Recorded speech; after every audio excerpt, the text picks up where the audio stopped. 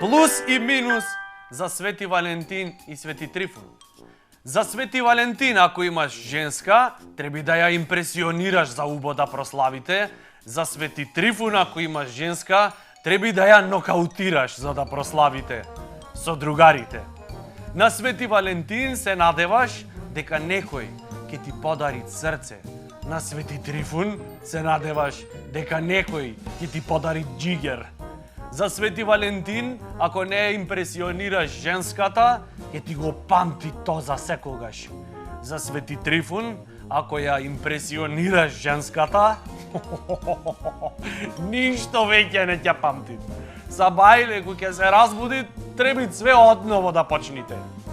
Хард дискот готово, форматиран ќе е скроз.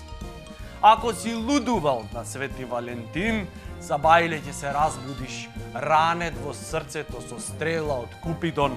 Ако си лудувал на Свети Трифун, поручек ќе се разбудиш со рана од гликоза инфузија. Како и да е, благо ќе ти е на душичето. Покрај глупо мече плишано во светов за Свети Валентин се подаруваат и други работи. Например, ево, ова е најак подарок. Бомбони со форма на чумар. Права екзотика. Одлично со мала поема. Во срце во мое, најголем си дар, зато ти подарувам бомбони кочмар. Ова е ретка поетска употреба на вака пикантен збор. Осеќам дека стружани веќе го китат венецот за поезија.